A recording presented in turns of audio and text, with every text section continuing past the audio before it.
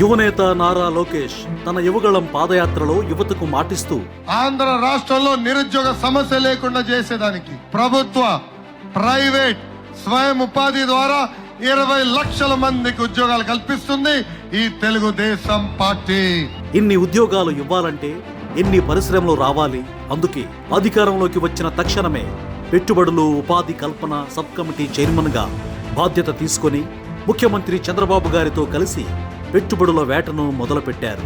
అదే సమయంలో ఆర్సెల్ఆర్ మిట్టల్, జపాన్కు చెందిన నిప్పాన్ స్టీల్ సంస్థలు సంయుక్తంగా ఇండియాలో పెట్టుబడులు పెట్టేందుకు ఆసక్తిగా ఉన్నాయి.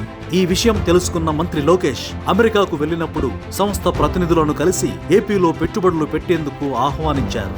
ఆ తర్వాత నవంబర్ మొదటి వారంలో Aditya and I agreed about Andhra Pradesh on one Zoom call. I knew Adit for a long time, so I reached out to him. He said, "Okay, let's do a Zoom call." He had 3 specific asks. 2 of them had to do with the government of Andhra Pradesh, one with government of India. So our call was at 6:30 in the evening, and I said, normally I meet the Honorable CM in the morning at about 9:30. I said, I'll talk to him. I'll give you an update. 10:30, I said, all 3 are done. ఆ ఒకే ఒక్క Zoom call తో AP పారిశ్రామిక ముఖ చిత్రాన్ని మార్చేసే డీల్ను పట్టేశారు. అనకాపల్లి జిల్లాలో 1,50,000 కోట్లతో integrated steel plant ఏర్పాటు చేసేలా ఒప్పించారు.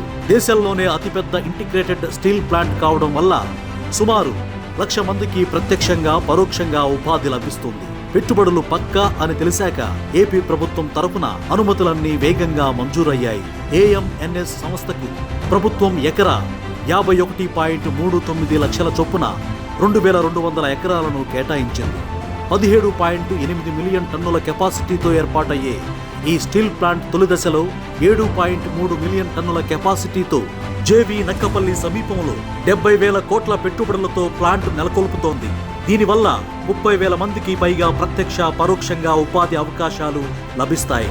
2026 మార్చి 23న భూమి పూజ చేసుకుంటున్న ఈ ప్లాంట్ నిర్మాణాన్ని 2029 నాటికి పూర్తి చేయాలని లక్ష్యంగా పెట్టుకున్నారు. అనకాపల్లికి ఆర్సెల్ఆర్ మిట్టల్, నిప్పాన్ స్టీల్ రావడంతో మరిన్ని పరిశ్రమలు ఈ జిల్లాకు క్యూ కడుతున్నాయి.